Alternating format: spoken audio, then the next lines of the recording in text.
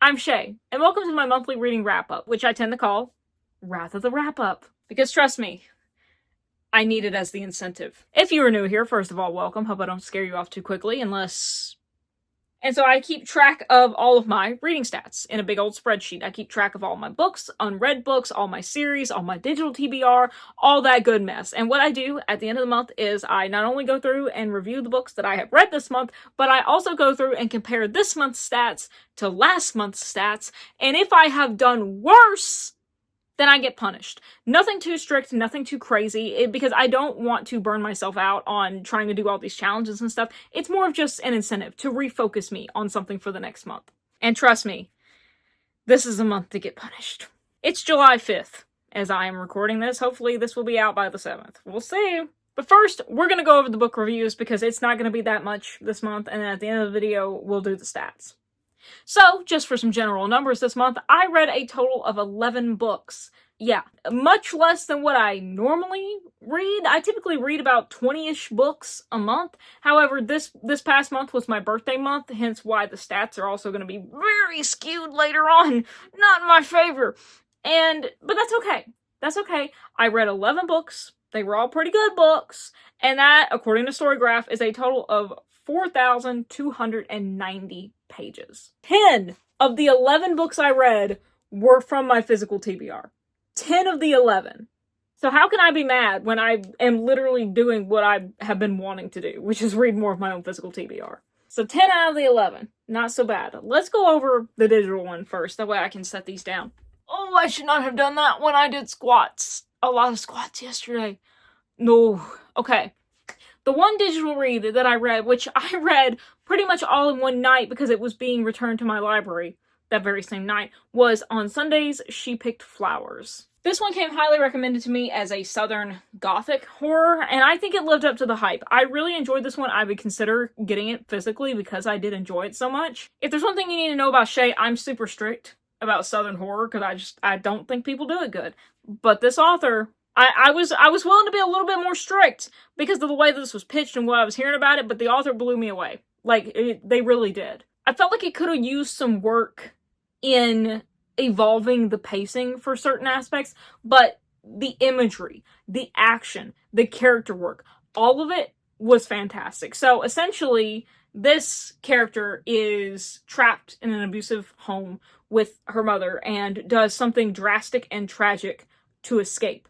And then begins kind of living life on her own terms, but she ends up finding refuge in supposedly a haunted, witchy home on cursed, tainted, blessed land, all while being stalked by some kind of beast that is not willing to let her go.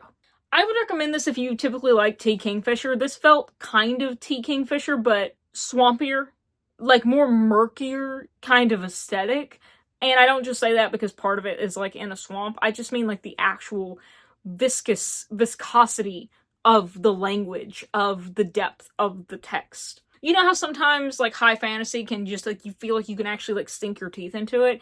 It felt kind of like that, like a little bit more with horror and lit and stuff. I really enjoyed the action, the language surrounding nature and nature's power and nature's horror I thought was fantastic. At some points, the prose was a little bit overly purpley for me, which is a common gentle critique that I have heard and I would agree with. But overall, it really was a beautiful piece of work and I would recommend it and I would read it again. Not very soon because I'd want to appreciate it, so I'd read it in the future. But yeah, as a work of horror, it was very unsettling and I think it portrayed the gothic aspects of memory and ethereal horror of there not being something physical, but then there also being something physical. It meshed those two very, very well together. Let's start with the physical reads. All right. Permanent record, Mary H.K. Choi. Not gonna lie, this is my most disappointing read of the entire month. I am very saddened by this. This book is primed for me to love it. We follow our two main characters, Pablo and Lee. Pablo is a college dropout struggling to make his own way. He's really sort of lost in life, a young... I think he's like barely in his 20s, but he's working the front store at a grocery place. A health food store. Sorry, he's very particular about that. It's not a bodega, it's a health food store. You think I'm joking, it's literally the first 3 lines. I don't care what anyone says. It's not a bodega. It's a health food store. And then one day, in walks the most beautiful girl he's ever seen on a late night shift. They start talking. They kind of hit it off. And turns out she's like the Taylor Swift of their world. Leanna Smart is everywhere. She is everything. She's in every kind of business, everywhere, all the time. And they kind of get involved together, and it's about their story twisting and tangling and lies and all that kind of stuff you can imagine. Him taking impulsive chances with her, and her protecting herself and pulling back, and them not wanting to give fully to each other and also trying to figure out and all that crap. I did enjoy this. I gave it like 3-ish stars. I enjoyed it, but it, number one, read a little bit too young for me. So I think that's, that's on me. Sorry, I can't go back to what I was. Number two, the characters read younger than what they were supposed to be, at least to me. It didn't feel like love. It didn't feel like romance. It felt like impulsive infatuation, because literally like within almost like 48 hours of meeting this girl, he's like on a plane with her to California, lying to his friends and his family and his bosses. And I get it the first time, like you're head over heels for this girl, like wow, like cartoon eyes and stuff, and it's a once in a lifetime opportunity. He does this like 3 times in the book. He misses out on a college interview, and he doesn't let his bosses know where he is. He doesn't let his mother. He lets his little brother down when his little brother's expecting him to show up. He just like ghosts him and stuff. And I think it's really supposed to show you the depths of like how he self-sabotages his own life. That way you can see him come out on the other side, like as he changes. However, it's not gratifying. The pacing and the length and the way that the story flows is not satisfying in how it happens, because I could not root for their romance because I didn't feel like there was a romance. Yes, there was a chemistry in how they talked and stuff, but it felt literally like toe deep. Not even ankle deep. It felt like bottom of the feet deep. They may have chemistry like physically, okay, but I didn't feel like, and it was helped by them giving some tidbits of being like, well, they talked on the phone, and like over the next week, like they talked on the phone, stuff like that. I didn't feel it. I was nearly there, right? Like, I was, like, starting to be like, okay, I could buy this, but I wasn't, like, sold on it before it started falling apart. And it started falling apart for really stupid reasons, because he's jealous of her band, of her artist manager, who he thinks that, like, she's sleeping with, and I'm like, hey, you got a mouth, talk to her, my god. But he's also scared that he's gonna chase her off because she could have anyone she wants and stuff like that. So, okay, valid, but also frustrating. And just all these things that keep piling up with his self-sabotage, and then misplacing his trust and, like, hope in her, and just neglecting other things in his life, and you're just, like, wanting to throttle him the entire time, which is on purpose, so I get it. But again, by the time that all this starts turning around, when he gets, like, to rock bottom in his life, is when she's gone, right? And he's able to focus in on his life and be like, wow, I was distracting myself with all of this frivolous stuff, with all, like, this distraction. But, like, I actually have to lock in order to fix some things, and so things start changing. And he does a lot of the internal work and has the help and support of those that he loves and those around him, and he starts to see the error of his ways, and fix some stuff, and they reconnect at the end of the book. But I think the biggest way I could describe it is it just felt extremely ungratifying, like extremely not satisfying, because I was like, what? It felt like we were being pulled to root for them to pull through the entire time. A good 65-75% of this book is following like their romance and their connection and their attraction, and then by the end you're telling me like nothing? There's nothing? What is this lip-fic crap? I'm telling you, me and lip-fic do not get along. I'm like, what's the freaking point, dude? And I'm saying that as someone who loves filler. I love filler. I love day in the life stuff. It felt like we were being pushed to root for things that then just never happened. We're just like, yeah! The turnaround was way too quick, even though it was, like, gratifying to see him come to, like, who he's supposed to be at the end. And it's nice to see that, like, they have this peace and this, like, reconciliation. It just felt like a bunch of the book was for no reason. And, if I didn't think that this had been pitched as a romance, I could probably let it slide, because that's very, like, filler, right? Like, sometimes things just don't work out, and, whatever, or not work out the way that it's supposed to. But I was being sold on this as, like, a romance, so anyway, enough about that one. The Lies of Loch Lamora by Scott Lynch. I read this for my upcoming Book Ballin' number 2 episode, and this was the one that I was most intimidated to get to so far in the episode. However, I absolutely love this. The depths of this world building. This was 5 freaking stars for me. I get why people are intimidated to start it, because she thick like me for real. But it's so chunky, like a good bowl of ice cream. Like, am I the only one that bites ice cream? Is that just me? I love biting ice cream. I love biting a lot of things. I'm back in my high fantasy mood, as I said over and over and over ad nauseum. But this was perfect for it because I actually felt like I was in the gritty streets with these characters. I loved getting to build the world around them. This did everything right in my mind of how to build a world, how to build anticipation around characters, how to build a connection with both the world and the characters as you're building everything around them and with each other. So essentially we're following our main character, Locke Lamora. He grows up, well, he's an orphan, supposedly, and he grows up as a thief. At first, he's taken in by this kind of mentor, and then he's sold off to a priest, and this priest is actually a con priest who has a cadre of little mentors, little mentees, that he is training to become really professional con men and thieves. And con women. And this book follows their growth. This book follows their exploits, both when they're kids. It's alternating timelines, showing you their growth as kids as to what they're doing now that mentor has passed on, what they're doing now that they're grown and running their own operation. And they sort of get a lot more than they're bargaining for, because they get involved into the politics of the underground world and the geopolitical world around them. They kind of get sucked into it without asking for it, and buddy, it goes bad. It goes very, very bad, and they're all just trying to survive. The way I described it in another vlog is, if you like the Thieves Guild in Skyrim, like you like that whole aesthetic as one of your favorite things, you'll probably love this. Not gonna lie. You're not gonna lie. Everything that I have ever seen, because Mark Lawrence is one of my favorite authors of all time. Prince of Thorns Shrine. Because I've read everything around this kind of author in their book, so I see, like, it's like, oh, if you like this book, try Joe Abercrombie, try Mark Lawrence, and all that. And I have read all those books, and I love them, and I love those authors, and so it was meant to be. And so what I'm saying is, if you like this book, you'll probably like Joe Abercrombie and Mark Lawrence if you've never read them, because I did the reverse into this. I need a protein shake, my god. If you like reading about vagabonds and just underground worlds and criminal masterminds, and you like something a little gritty and a little gnarly, and you like seeing how things go horribly, terribly wrong, but you like having a group of, like, the band back together to, like, root for, and you get to see, and you love seeing how, like, they come together, and you're like, man, how are they gonna get out of this one? I would highly recommend this. I've heard that I probably shouldn't continue the series until it's, like, done forever, but no one thinks that it's ever going to be finished. But I will tell you, I am fine with leaving this where it is, even if I never get to the other books, even though I really, really want to. Please, Scott. Winter's Orbit. This was sent to me so kindly by one of my best friends, Nat, from Nerdy Nat Reads. Link down in the description below. Y'all know what to do. You will love her as much as I do.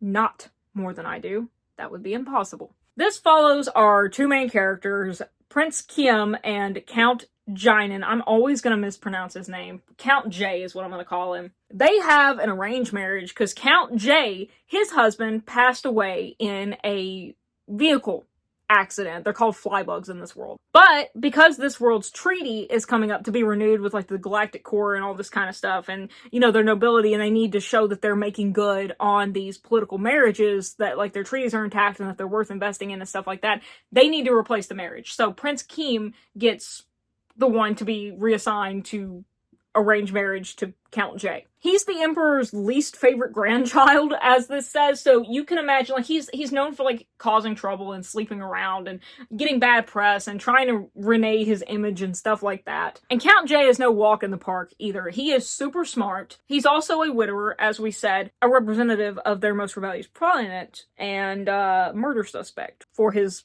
formerly betrothed. So as these two are getting to know each other and trying to make sure that the treaty is renewed and play their part, they are also trying to uncover what actually happened to his former husband. I was trying to search for the one word and it wasn't working. And of course, kind of like Locke Lamora, they get pulled into a bigger geopolitical scheme than they bargained for, all while getting to know each other and seeing if they like what they find in each other.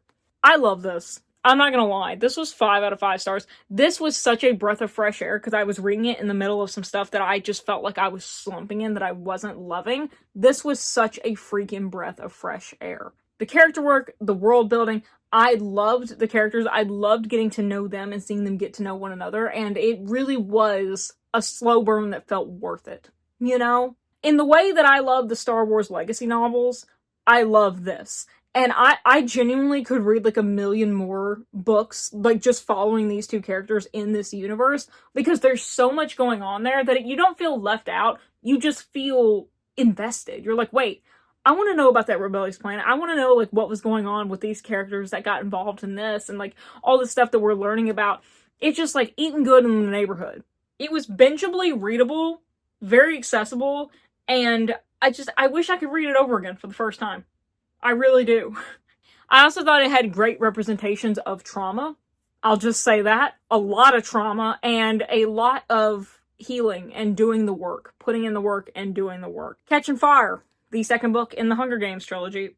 I liked the Hunger Games, I did, and I like this one even better because we're actually getting into the repercussions and the world politics of what the hell is going on around here. I said this in a couple of other videos, so I'll reiterate it very quickly right here, but I think Suzanne Collins, why did I say her name like this, is a master in this particular set of work so far at a sage piece of writing advice, which is the bigger subject that you want to write about, the smaller you write about it. So again, if you want to write about the horrors of war, you don't write about like the big battles and the strategies and stuff like that, not at first. What you start with is a image of a bloodied, muddied teddy bear left in the street. Susan Collins is really nailing that because that's what we started with in the Hunger Games, right? She wants to write this very dystopian, very horrible, tragic world that is being absolutely manipulated and decimated by this horrible power that be. That horrible powers that be. So she starts with Katniss. We see through Katniss's eyes. We see the horror and the tragedy. We feel the frustration. We learn and grow with her, and we feel her anger as our own. It resonates with us because we become through her, and we see through her, and we learn through her. That is the way that the world is built up, because it becomes our world. We've got enough invested into it. We've got enough background information that we can understand the magnitude of the peaks of what we're getting, what's going on. We understand the importance. We understand the impact, and I am just absolutely loving that, and I can't wait to see where it goes. Because as things are getting revealed, we're learning it kind of in real time with the characters, except they have more background knowledge than us. But we have enough to feel that dread, to feel that horror of, oh no, that's not very good. And then we learn why it's extra not very good, you know? And I'm loving it. I'm having a great time. I feel like that's not the proper thing to say, but I'm really looking forward to reading Mockingjay. Bam, poet, and I didn't know it. Die su Domine, Dies Requiem. If you know that reference, we can be friends. Record of a Spaceborne Few by Becky Chambers. This is the third in the Wayfarers series. This one really takes place on a fleet in the galaxy, following kind of peripheral characters to characters that we've already followed, such as like Ashby from the first book. His sister is one of the main characters in this, her and her family. We follow a cast of characters that are in some way tied to this fleet, and as the story slowly unfolds, we realize are tied to each other. Some of them are coming to the fleet to find a new home, to find their heritage. Some have lived on the fleet for as long as it's been around. Some have important jobs there. Some are planning on leaving. Some are struggling there. We really get all kinds of different perspectives and perceptions of what this fleet means to them and what it means to space. They've all kind of got their routines and set in their ways because there's one way that this fleet operates, right? Like, they have to have this system of how they operate in order to keep working the way that they work. It is dependent on these cycles happening in order to keep it running the way that it does. So when a terrible tragedy happens, everyone has to reckon with it in their own way, and what does this actually mean, and what are the repercussions, and what does it mean for the fleet as a whole? That description is kind of going every direction, but that's just kind of what happens in this book. You don't realize that the tendrils are starting to weave together until about halfway through, because you know, but you don't actually see it start happening. You're kind of like, okay, how are these connected? Just tangentially, and then you start figuring it out. So I can't say too much more than that. But just typically what I say of all Becky Chambers novels. It was fantastic character work, world building. I love the pacing. This one, I still think the first one is my favorite. I do like this better than the second one, just because I think I like the cast of characters more, and I like the mystery element of it a little bit more, and the world building we got to do with the fleet. However, all of them are fantastic. If you've never tried sci-fi, is this cozy? I don't know that I would call it cozy. I just say it's accessible sci-fi. But I loved getting to widen my worldview, well, ironic saying that, of this fleet, of this space that we're in. And I love character work. One of my favorite things is actually getting to see how characters interact and interweave and how they actually affect each other in the world. So this was right up my alley. It was perfectly up my alley. It also hit very, very hard for me because it happens to deal a lot. Oh my god, it deals so much with grief. I mean, it wouldn't be funny anyway, but it's not even funny. Not even funny. So if you are sensitive to that kind of subject and the handling of death and stuff, either this is going to be the perfect read for you or the worst read for you. For me, it was perfect because I think that the representation of grief, of various kinds of grief, our small griefs and the big ones, fantastic. However, if you are in a sensitive place, maybe push this off a little bit, but when you think you're ready, I think it's perfect. So, Immortality. A love story. This finishes out the anatomy duology. Is that what it's called? The anatomy duology, for me, by Dana Schwartz. This was also disappointing, but somehow not as disappointing as Permanent Record, because I wasn't astounded by anatomy. I really enjoyed it. I enjoyed the concept and overall the work. And this is the same, but I knew it wasn't going to be like 5 stars blowing me out of the water. You know what I mean? It still reads kind of young for me, but I think it is like new adult or like younger adult. So I don't hold that against it. That's fine. I should probably tell you a little bit what it's about, though, right? Like, the anatomy thing. The first book follows our girl, Hazel Sennett, who, it's like 1800 Scotland, and she wants to become a doctor. So, it's all about her trying to overcome the obstacles to become a female doctor, a female surgeon. And along the way, she kind of ends up facing an immortal foe who, like, has the secret to immortality, and losing her loved one. She ends up falling in love with, like, a grave robber, and he ends up, well... but also, maybe not. I won't get too much into it because it would be spoilers, right? I can't tell you how it ends. I will say my biggest critique of this is the final climax did not have to happen the way that it did. There is a certain event that happens that it's fine that it happened. The event that happened could have been a very, very interesting side event. It didn't have to be the thing that had to be the explanation and the catalyst for why the final act and the climax could happen.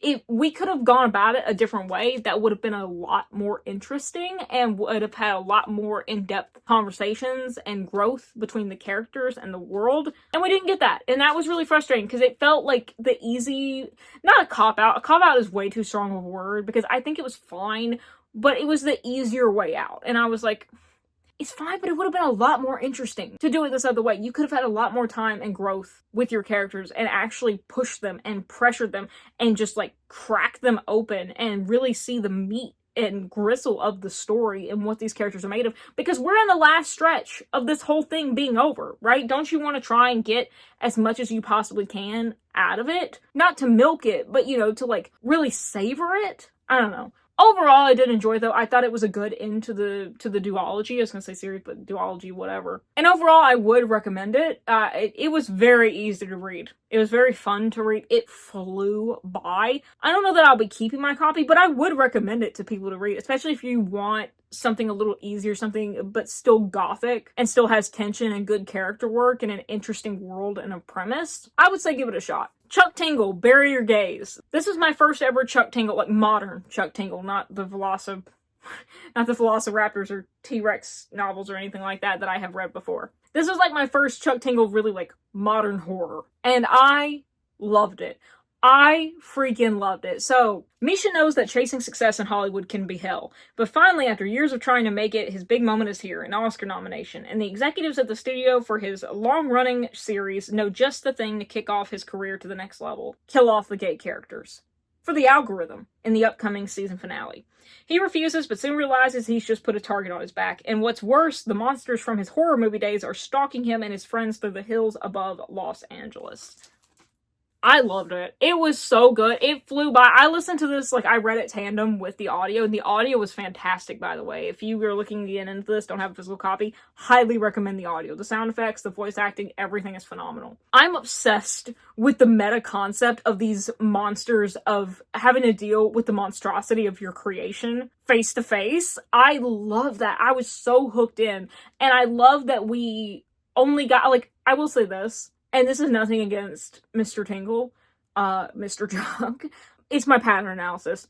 I saw the end within like the first 20%. I saw what was going on. As soon as we met that first monster, I knew what was going on.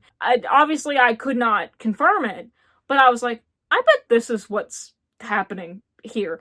And I was right. But I still loved it because there were, twists and stuff that I couldn't predict and couldn't see coming. So that was handled super well. But getting to know these characters, and I'm obsessed with the concept of facing the monstrosity of what you've created and having it come back to haunt you, all while facing very real world monsters and challenges. Every chapter, I was so excited to see what monster we were going to meet next, or what was going to try to get him next, because I felt that it withheld the information perfectly, because we knew that the character was withholding information, like sort of an unreliable narrator, but not entirely. And then we had these meta pullback moments, kind of like horror movie, where it's like we're seeing this from like a filmmaker's perspective, and that was fascinating, especially in the audio. It's really cool. But I loved every chapter getting the horror of him realizing like, oh, I know what that is. Like, that is from my episode of whatever this. And it's like, but that's like, they're like figuring out the rules of this new world and how to overcome them, and having to deal with the machinations of his mind are an enigma. I've heard from friends that I love and trust that the pacing kind of slows down around the 40% mark. Respectfully, I disagree.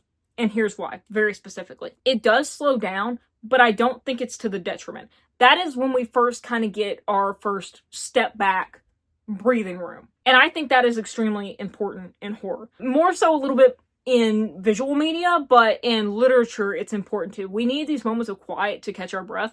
That way, when the horror starts back again, we're like, no.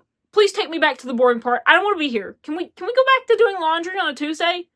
Please? Like, it's that comparative. And so I enjoyed it. I didn't have a problem with it. I thought this was fantastic, and 10 out of 10, would read again. Would read more in this kind of world. It was fantastic. Legends and Lattes, Travis Baldree. This was fine. I enjoyed it. I think I gave it like 4 out of 5 stars. I also did read it kind of fairly quickly, so that may be on me. I'm going to try and read it again this fall when like the aesthetics are actually more in the mood. And I'm going to read it purposefully slowly instead of my normal speed, which is supersonic. But I did really enjoy reading this, and I did alternatively listen to it on audio whenever I couldn't hold the physical book in my hands. This was perfect in the sense that I don't need to tell you what this is about. Everyone and their mother knows what this is about. A former warrior decides to stop doing that and open up a coffee shop. It's slow and it's cozy fantasy. What did the author say? The author had some kind of note at the end where they were talking about, I wish I could read a Hallmark Channel story set in the Forgotten Realms. I just read my first Forgotten Realms novel this year, like a month or so before I read this. And with that fresh in my mind, it definitely made me appreciate this more, because I was like, yeah, it's actually kind of exactly that. It's a more cozy kind of version of that. And so I did enjoy it. I hesitate to say I loved it, but I more than liked it.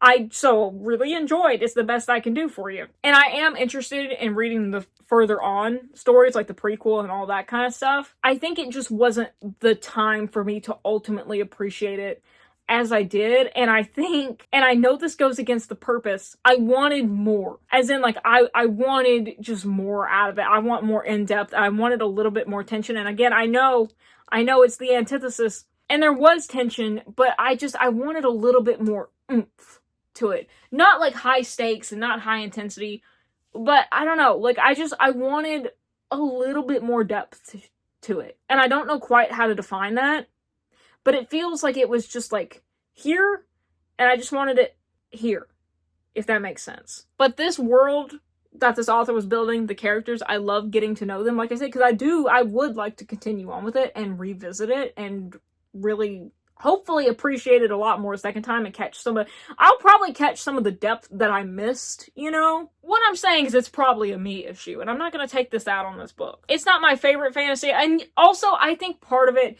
is that I'm used to reading very high stakes, very high fantasy, I fucking love Jorgancraft, okay? That man is the antithesis to this, okay? And that's my standard for what I usually read. Okay, so this was very jarring in a good way for me, and I think I kept waiting to be like, okay, but like, who's gonna get thrown through a window, And so it's me. but I wanted a little bit more bite to it, even if it wasn't like a harsh bite. I just wanted a little bit more.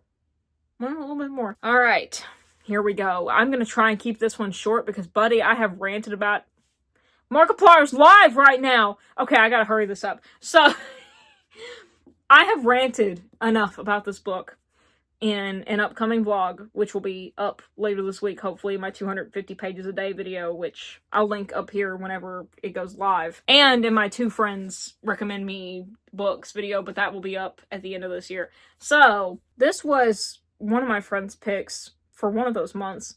I don't remember. This was also mildly disappointing. And again, like I said, I've already ranted and raved about it enough to where I'm just going to give you the cliff notes. I'm going to try, okay?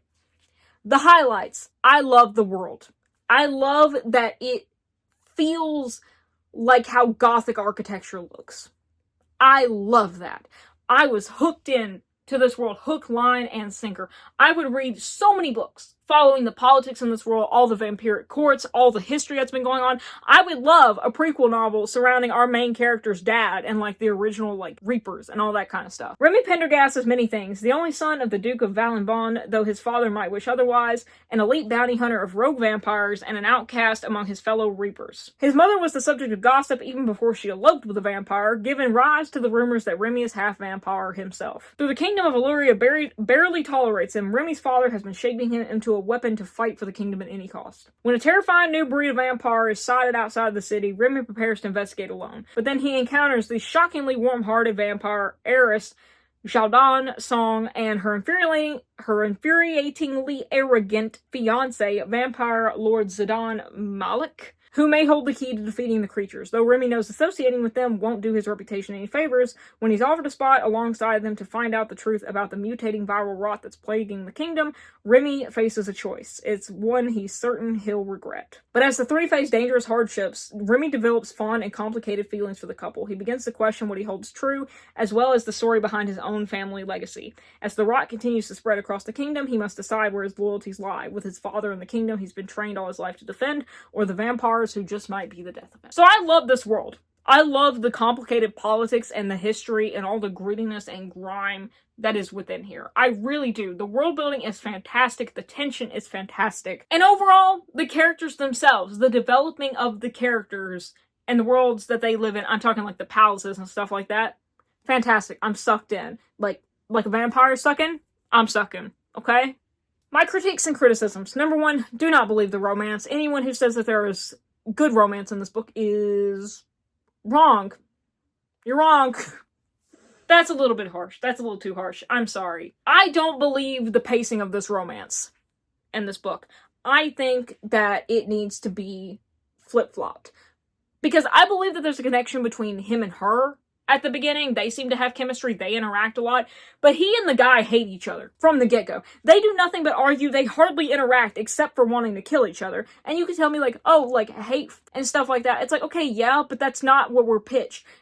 It goes from like them hating each other to him being like, but actually, I have this deep affection for him inside. Like she calls it out. She's like, I know that like you actually care for him inside. And he's like, yeah, I actually do. And it's like, brother, anytime you talk to this man, you want to rip each other's. So I don't believe it for a daggum second. Because you have no depth with each other. You don't freaking talk to each other except to like threaten or insult each other. You're lying to me. You're lying to my face. Like, it makes no sense. There's no romance to be had. There's no chemistry. There's none. There is banter. There's not chemistry that leads to affection, though. It does not. The limit does not exist. This does not exist. It doesn't exist. And anyone who says it is wrong. Okay, sorry. That ending was a little harsh. I'm not saying you're wrong. But also you're not. Because at the end of the book, we start getting these in-depth conversations that actually show this connection between them. And I'm like, okay, if this had been earlier, like if we had seen this development earlier, I would have believed A goes to C. We go A, B to C. Instead, it's like A to C to B to C. And I'm like, it makes no sense. Make it make sense, dude. It doesn't make sense. And so I just couldn't root for them because, like, they're sleeping with each other all over the place, which is, like, fine. Infatuation, whatever. It doesn't have to be. It can be, like, whatever, dude. But you're gonna try and tell me that they have deep romantic affection for one another when all they've wanted to do is literally tear each other's throats out? You're playing me. You're playing me, dude! And then you're gonna, at the end, actually start making them have in-depth emotional conversations, which shows them overcoming, like, this depth and actually connecting. Where was that? Where was that? Why is that at the end? Why? Now I believe that they have a connection. Now I believe they have affection for each other. Why? Trust me, my rants and other videos are a lot longer. And I get so frustrated because I actually do want to root for them because I love all three of these characters and I think they're a fantastic throuple. And so it just, it frustrates me that I notice these things and that it bothers me, okay? I am so frustrated and passionate because I care and I want to love them. Another thing that I lovingly had an issue with is I just needed more in the battle scenes. I needed more in the battle scenes. The battle scenes got to where they felt all the same level of intensity, and so I didn't feel the stakes with them. At our very last battle, I should not be feeling like, oh, it's gonna be fine. They're gonna be fine. I should not be feeling that. I should be feeling like, oh my god, actually, wait, I don't care that there's a second book. Our main character might die. Like, you know, when you grew up watching Naruto, even though you know there's like 900 more episodes, whenever you saw like the first battle with Orochimaru, you're like, wait, this might actually be it. They might actually be cooked, and the rest of the episodes might just be like Kakashi. Like that, everyone else might be like, that is the kind of tension that we should have with climaxes. And every battle, the last battle did better, but again, with just 2 or 3 more pages of tension, it could have just been elevated. I just wanted to like elevate it, to elevate the tension every single time. You know, and like I said, the last battle did better, but there was a climactic battle beforehand that I think could have done more with that. Like, the very first time they encountered the rot monster, I felt that. I felt like, oh my god, like, actually we might be cooked. But then when they conquered it, and they faced it the next time, I like, the stakes didn't feel risen, you know? I don't know. So, all that to say, I gave this a 4-star. Because I did really enjoy it, and I hope that it rectifies these things in the second one. But also, because of those things, I'm in no hurry to read the second one. Maybe I just need time. Maybe I just need time, and I need to chill. I don't know. But let me know if I'm cooked or not. Let me know. And our last book, Boyfriend Material by Alexis Hall. This follows our 2 main characters, Luke O'Donnell and Oliver Blackwood. Luke is the son of 2 former, still big rock star celebrities, and his life is kind of in tatters being the child of celebrities, and he's also just had a ton of bad press and like party boy and all that kind of stuff. He works at a nonprofit, and unfortunately there is a scandal where there's some bad press about him, particularly making him look like a bad gay stereotype, and a bunch of their conservative donors, who are most of their donors, start pulling out. So to pitch himself back as an acceptable gay, he decides to get in an arranged relationship with a consenting party to help them as well. Oliver Blackwood is a barrister who is like the most normal, chill guy, and he needs a partner, like a nice, normal partner, and arranged to go to a party for his parents' anniversary party. They are very opposite ends of the spectrum. Like, Oliver is very put together, very math subject kind of guy versus the carefree English lit major, you know? However, opposites do attract as they try to learn to deal with each other, and also what being with each other and the feelings that each other brings up says about them, and how they feel about themselves, and how they feel about how they're living, and the world that they've created for themselves, and yet the world that they want to make for themselves, you know? Like, choose your own destiny, remake your own destiny kind of thing. I enjoyed this. It did take me a little bit to get into because I didn't realize that it was written British. That sounds hilarious, but I am so serious. It's a different type of humor, and I had to realize, because I was like, why is this a little bit, like, chunky to read? And I was like, oh, Chey, it's written with the dry British humor. Like, if I reflect it in the lens of reading British, I know it takes place in Britain. I know they're British, but I was like, I gotta put my British lens on. Then it all started making sense. As someone who loves Monty Python, you thought I would have caught that a lot faster. But I did, probably like the first 30 pages or so. But I enjoyed following these two. I thought it had really good representation of self-sabotage and trauma and mistrust in others and in yourself, and also the want to change, but the reluctance to change, because change is scary. And even though stability may be hard, it is comfortable because it's what is known. Even if it's not comfortable, it's comfortable because it's what's known. And what it takes to actually change or to make the internal changes to be able to further change. And admitting when you're wrong. I love these two. I love their banter. Like, this is a good example of frustrating, like, opposites attract two actual lovers. Looking at you, Remy and Zidane. I love their wit. I love their banter. I love spending time with these characters and this wacky group of friends. I think I'm gonna leave it here with this book, though, because I've not heard great things about the second one, and I'm happy with the way that this one ended. I'm satisfied with it. It was it was cute and sweet. It was shoot. Okay, and that is it for my book reviews. Let's get into some stats, because that's why you're really here, right? Don't tell me that you're here for anything else. It'll hurt my feelings. Okay, so the way that I do this is I'm going to go over the previous month prior. We're going to go over May, and then we're going to go over to June and see how I did in comparison. I am seeing these stats for the first time with you. Granted, I've seen May's before because in May's wrap-up, I did May, but you think I remember? And I also have my spreadsheet divided into different categories. So I have my all books, which is just every single physical book that I own. And then I have my digital TBR, so everything that I own digitally. I have a series tracker. I have a manga tracker. I have my library books, which in my library books, TLDR, my library was closing for renovations. They had a bunch of giant sales. I came home with like 170 books, and they are their own category because they are their own monster.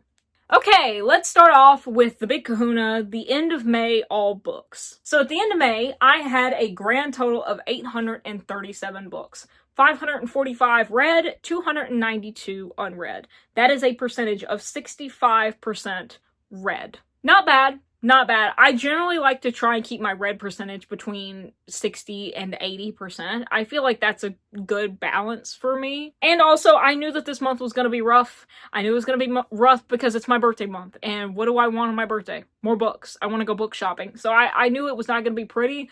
And so on purpose, when I was out buying books, book shopping, asking for books, I really tried to focus on books that I have already read, but that I read digitally and I don't physically own. So, you know, books that I read from the library or read on Kindle or whatever. And I have to say, I'm pretty proud because I got 69 total books. I know. Nice. Book haul video is up where you usually find those things.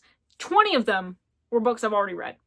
So, you know, not the best, but also pretty good. Pretty good percentage statistic-wise. June, I have a total of 901 books. Sorry, I just had to retabulate because I realized that the numbers did not match up. And so it should be a total of 906 books because I forgot a couple because 2 came in the mail. And then I had a box set of 3 from the Howl's Moving Castle, like that trilogy. So a total of 906. That is a total unread of about 330 and read 573. Read percentage went down to 63-ish%. Yikes. Yeah, did worse, but I expected that. And honestly, not as bad as it could have been. It could have been a lot worse if I had gotten, you know, more books that I hadn't read.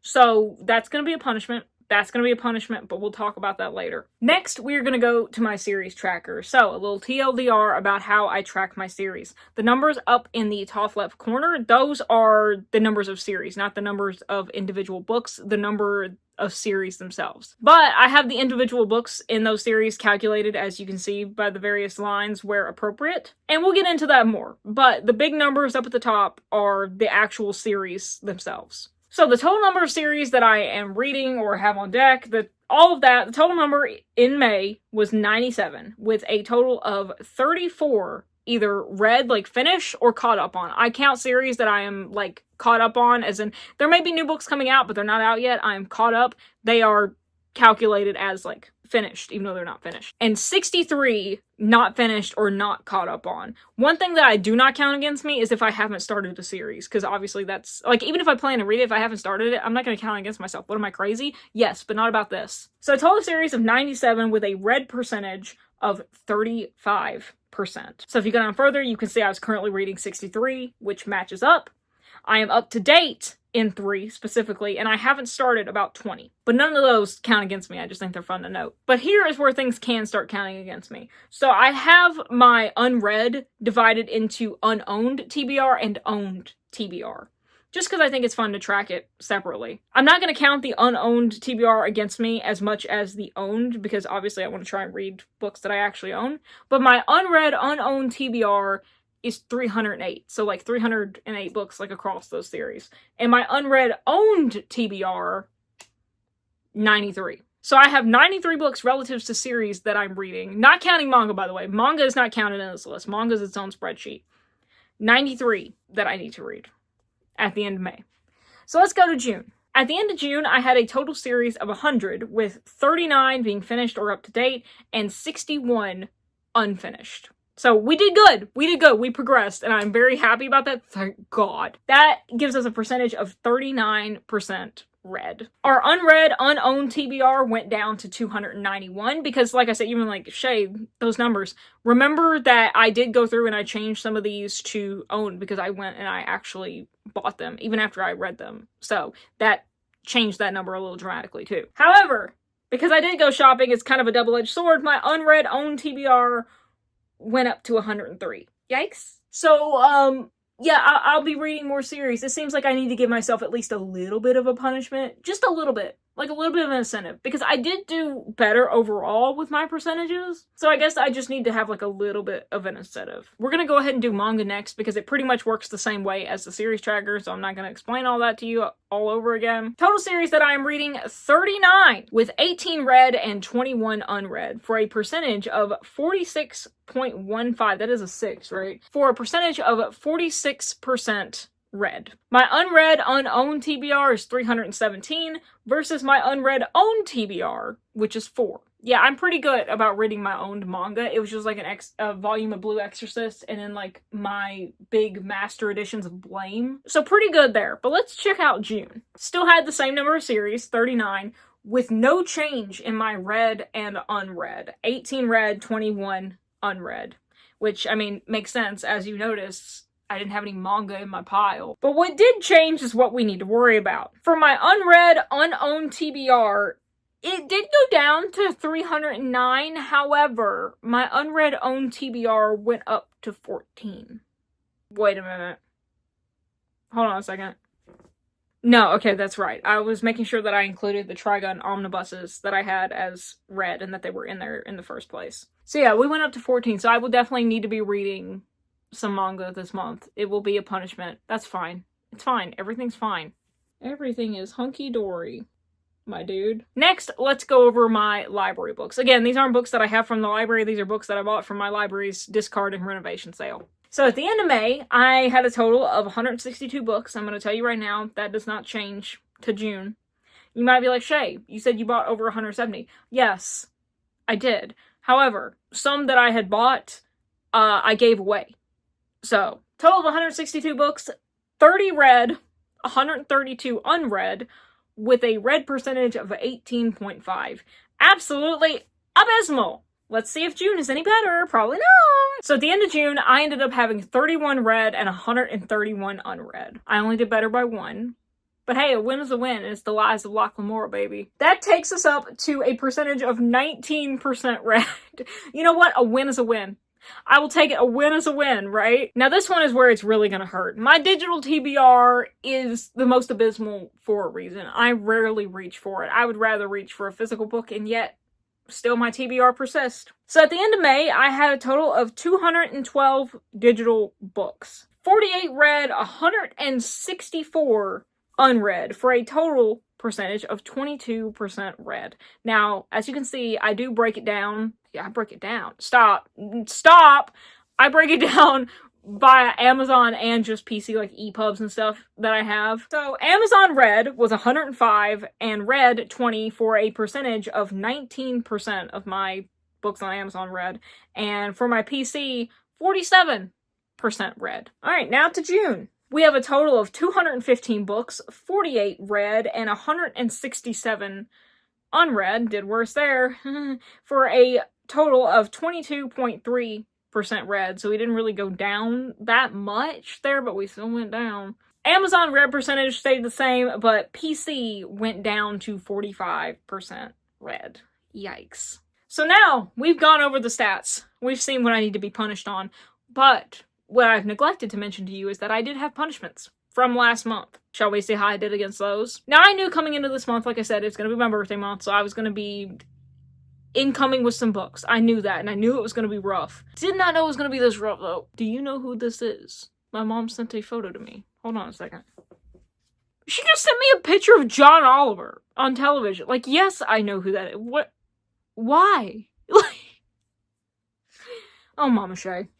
Alright, so my punishments from last month. Number 1, read 6 series, un or unowned. I'm counting this one as done. I'm gonna give myself a win, okay? I'm gonna count this one. Because if we're being technical, this isn't a series, so 1. This is part of a duology. 2. This is technically part of a series. I'm counting it even though, like, I read the first book in a lot of series, and I'm counting it because that's still making progress in a series I've been wanting to read. So 3. Then we have Winter's Orbit, which is part of a duology. 4. We have Catching Fire, which is book 2. So 5.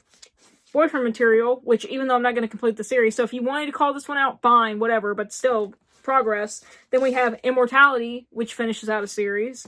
And then we have Legends and Lattes, which is the start of a series, but still. So besties and the resties, I'm going to count it. Then read digital reads. Read 5 digital reads. Yeah, I didn't do jack on that, so we'll move on from that. Read 15 physical TBR was the last one. Okay, listen. I'm going to give this one to myself because I'm already going to be punished by the fact that my percentages and stuff went down. So I'm going to give this one to me because I think it's astounding that 10 out of the 11 that I read this month were my physical TBR. I think that itself needs to be some kind of reward, right? Because I think it's usually pretty balanced in my stats. I usually tend to read more of my physical TBR than not. However, having it be the overwhelming majority, I feel like is more rare-ish for me, so I feel like I should be rewarded. You know? I feel like it's like a reward. So I'm going to say that I did it, because 10 out of the 11, the intent was there, bro. However, we have some punishments to go over. I pretty much did worse in almost every single thing, so let's just start coming up with them off the fly. I want to read 13 of my physical TBR this month. Let's go with that. I want to make progress in 7 series. I want to read 3 of my owned manga TBR and progress in 4 manga series. I want to read 3 digital reads. I know that's not going up, but the thing is that I can't keep conclusively going up with the punishments because then they're going to be impossible to reach. And I've already done a lot with these, so I'm just going to say 3. We're going to do 3 because it's still a punishment, right? And I have to finish the first of my new short series regarding a lot of these digital reads. That's making it unique, right? Alright, y'all. That's enough out of me. I gotta go let my dogs out. Ooh, let the dogs out. Chey, Chey, Chey, Chey, Chey. Thank you, everybody, for being here, for sticking up. Don't stick me up. For sticking around. I have a lot of book videos incoming in the works, coming right at you. Don't look out your window. You don't need to see them coming. They will let you know when they arrive. But in case you want to be extra safe, you can hit that subscribe button down below to make sure you never miss the chaos, because trust me, you don't want to. But it will. It will miss you. Like, emotionally. Physically, it won't. So hit the subscribe button down below. Stick around. Hang out. See what's up. We'd love to have you here. I have a lot of vlogs and general ideas incoming that will be super fun. I promise. Also in the comments, let me know your favorite book that you read this month. I'm really curious. And I'm really nosy. But thank you, everybody, so much for watching. I'm gonna get the hell out of here. And if you ain't heard it from anyone else today, I love you. Love and peace.